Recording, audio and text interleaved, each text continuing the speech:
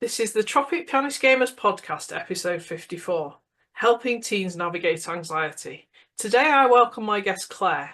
Welcome, Claire. Would you like to introduce yourself properly? Yes, thank you so much. And it is lovely to be here.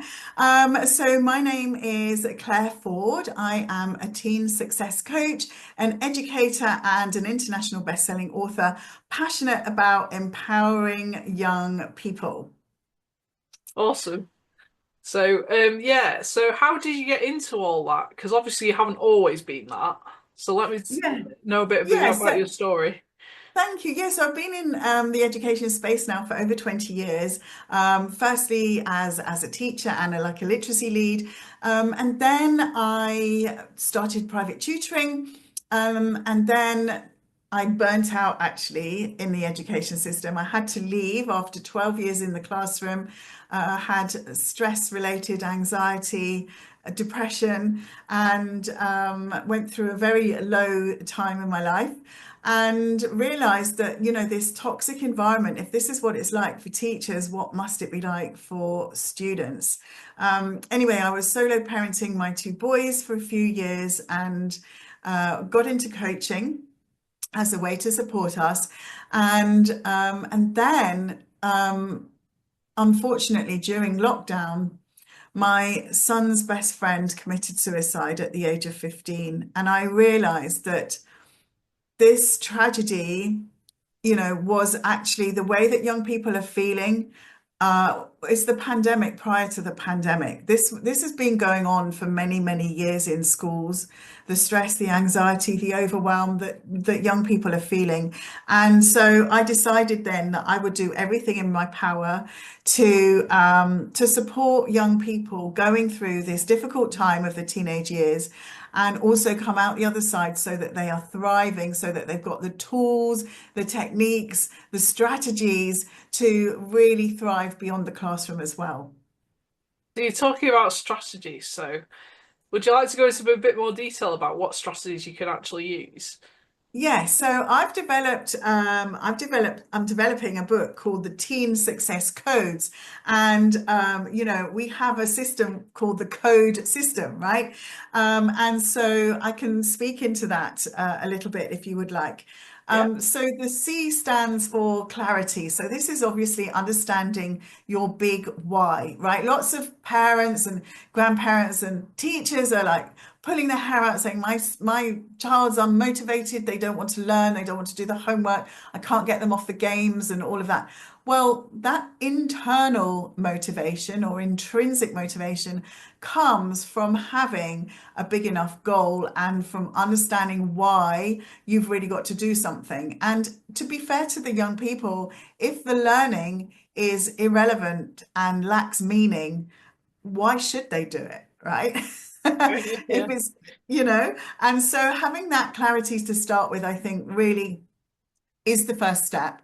And then the O in our code is ownership. So this is where they start to take responsibility for their own growth and their own actions. And this is where you get to see that self-discipline come in. So then they know why they're doing what they're doing, and then they need to build the tools, for example, time management tools, um, positive habits, time blocking strategies, those kinds of things to actually go and do the thing, right? So this is overcoming procrastination, putting down the phone, putting it somewhere else so that they're not distracted, those kinds of things.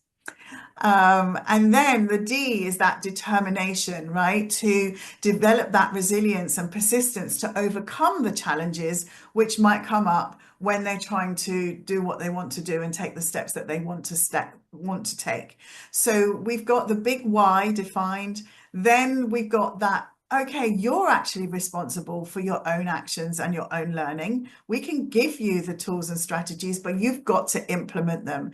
And that can sometimes need persistence and resilience because, you know, in life, as you know, we all come across setbacks, we all come across challenges, and it's about understanding how to overcome those and to also in your mind tell yourself, you're not a failure. This is just a stepping stone to success. You might have gone off on a slightly different path, but you will get there in the end.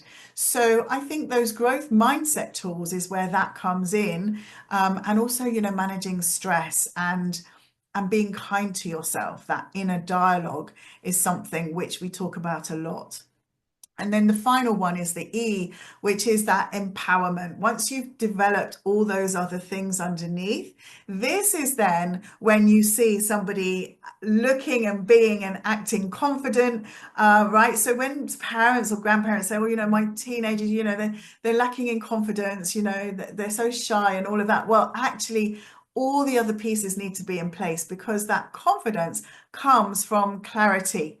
Right? Yeah. When you can put your stake in the sand and you say, I know what direction I'm going in, I know what steps I have to take, I know there are going to be some things that are going to be hard, I'm determined to succeed, then you are going to be more confident. And I help young people then to master those communication skills, embrace change, adapt to those challenges, all those kinds of things. And yeah, in fact, I had an amazing experience with a young student yesterday, and we were kind of discovering his path. He wants to be a surgeon, and he was coming to me for some English tutoring as well as the coaching. So we chose this lesson to do the coaching, and we came up with his unique purpose statement, which is just a couple of sentences, but we went through a whole process of unlocking, his passions, his talents, and his why, that clarity piece. And may I read you his statement? I thought it was Sure. mind-blowing. Like literally, we got to this in about 35 minutes. So he says, I won't say his name, a driven and ambitious learner. He's only 14. A driven and ambitious learner with a positive outlook on my future. My purpose is to lead with intelligence, collaborate effectively, and inspire success within a team. Amazing. I thought that was amazing for a 14-year-old to be able to come up with that, but also for me to mirror that back to him. He was so excited. He was absolutely buzzing, at the end of the session. And this is what we want. We want these young people to understand that they have a reason to be in this world, that they're bringing something special, and for them to see that they have this unique gift or talent or attribute to bring to humanity. Yeah, that's amazing. Oh, well, there's something I picked up when you were talking earlier about the phone, putting the phone down. So I know that this generation in particular are glued to their phones. How has that changed since you started coaching to like the present day? Is it more of an issue now? I think it's more of an issue because we're all glued to our phones. And I've talked about this a lot, with the young people I coach, about building these positive habits, so charging your phone downstairs overnight or something like that, making sure that you put your phone away when you're eating to have a conversation with people. However, it does come, it is about a family set of values. And the reason I say this, Jen, is because I was pulled up on this by my son. When he was living at home before he went to university, he was always on a different screen. He was gaming upstairs, or he was scrolling on TikTok on his phone, or he was watching a movie downstairs, whatever it was, or he was on his iPad doing some work. He was always on a screen of sorts. And I said to him, Oscar, we really need to monitor your screen time. It's getting too much. It's not going to be healthy for you. And he said, okay, Mum. So, well, let's just look at our phones and see what our weekly usage is on our phones. And of course, mine was much, much more than his. And I said, well, I am growing an online business and I need to use my phone and come up with all Yeah, the that's my excuses. excuse as well. Right. But actually, he called me out on it. And the thing is, we can't be coming from a place of giving advice if we're not taking it ourselves. And I said, you know what, you've really got a point. I'm going to make sure that I do the same, that I charge my phone downstairs so it's not the first thing I look at when I get out of bed, right? Which is really bad for your your neurons and everything else.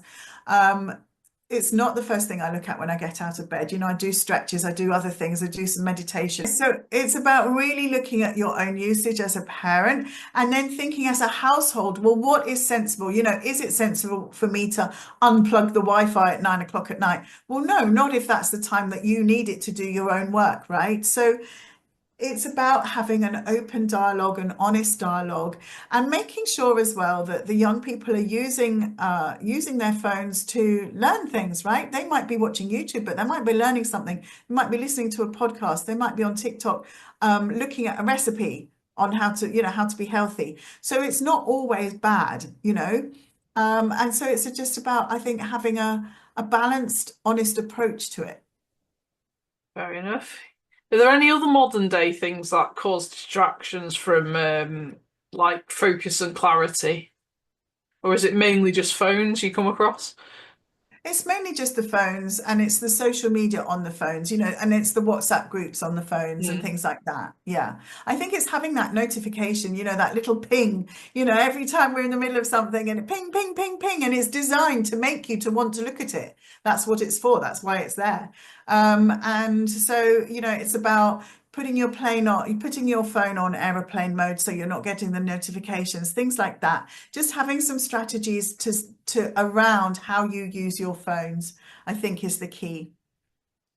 Fair enough. So, with your systems, it covers anxiety, because obviously anxiety is my angle, but what other Yes. kind of mental health things do you help with? Yeah, sure. So basically, we in my coaching programs, we look at academic excellence, which is the exam techniques and stuff. So obviously, there's a lot of anxiety around there. The study habits, there's a lot of having those boundaries around phone usage and stuff like that we've talked about. But then we also might think about you know practical life skills and that emotional intelligence. And I think that is where it's about managing your emotions, understanding what's causing the anxiety, looking at those triggers, understanding that anxiety is a fear about something that's in the future that hasn't happened yet. And if you can come back to the present, if you can catch those thoughts, and then you can change those thoughts, that can potentially help you to manage your anxiety. I'll give you an example. One of the students I was working with, Evie, we always do a check-in every lesson where we do a check-in on a form, and they have to measure their levels of things. And her stress level was particularly high this week, although everything else she seemed to be on track with. So I said to her, well, why are you stressed? She said, I'm really stressed about getting the results back from my mock GCSEs. And I was like, okay, so let's talk into this. And so I asked her, well, what has she done differently this time, and how did she feel they went? And she'd taken the steps that I'd helped her with through coaching, and she felt that she'd done quite well. So I said, okay, so tell me more about this anxiety. It turned out she was anxious about the reactions that her parents might have Yeah, on the grades that she's going to get. So obviously it's about understanding you can't control, how other people are going to respond and react. You can only control how you respond and react. So I said to her, well, would you be able to have a chat with your mum and dad before the results, like after this session, and just say, look, these are the changes I made to my revision plan. This is what I did. This is how I answered the questions. I did my best. I feel like I did really well. I'm really worrying about how you're going to react when I get the results. And I said, just lay the groundwork, just lay the groundwork so that they already know that you're worried about their reaction, even though you've done your best. She wasn't actually worried about the results per se. It was what she was worrying about, the reaction of her parents to the yeah, results. can relate to And that. so yeah, and so it's about really digging deep to get to the basis of what's causing the anxiety. And of course, it means that I can also have a conversation with the parents and say, look, she's really stressing about her results coming out because of how you might react, because of how you've reacted in the past. Can we figure out a way to perhaps handle this differently, or let her know that you're proud of how much work she's put into improving, regardless of what the results are going to be. So yeah, those honest conversations I think are really important. Yeah. I've got a question though. What if you're anxious of your parents? Well, that's right. That's often where teen anxiety comes from. Like, worrying about how the parents are going to be, or if they're going to like your friends or not like your friend, or your boyfriend or your partner or your girlfriend, or if they're not going to be happy with your results. But, this is people-pleasing behavior and it's not healthy. You Yeah, have to be intrinsically motivated, not extrinsically motivated. You have to learn the mindset tools to understand the difference. And actually, it's quite, the parents as well have to learn that putting these kinds of pressures on their teenager to please them is not helpful. It's not helpful building those kinds of skills. So, yeah, it's a journey for sure. yeah. So you help people find the confidence to talk to the parents as well as the exam thing, because Yes. that's something I really could have done with when I was a teenager. Yes, yes, absolutely. And also to understand, the other people's perspective. So I said to Mm. this student, I said to her, understand that your parents are reacting like this actually from a place of love because they care about you and they want you to do your best and they want to make sure that you've got opportunities for the future. And they're showing this from a place of love, but it's coming across as, nagging and not being happy with the results that you've gotten. And so she said, yes, actually, I do understand that. So it's about building that empathic muscle. It's about building that emotional intelligence so you can step into other people's shoes and see where they're coming from and see that it's not like a personal attack. It's their way of approaching the situation.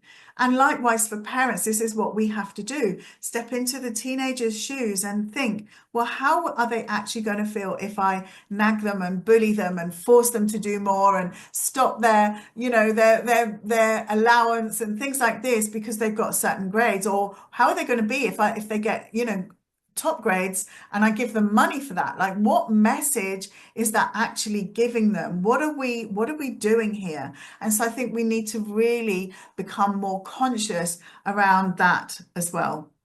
Yeah, so you mentioned emotional intelligence quite a lot.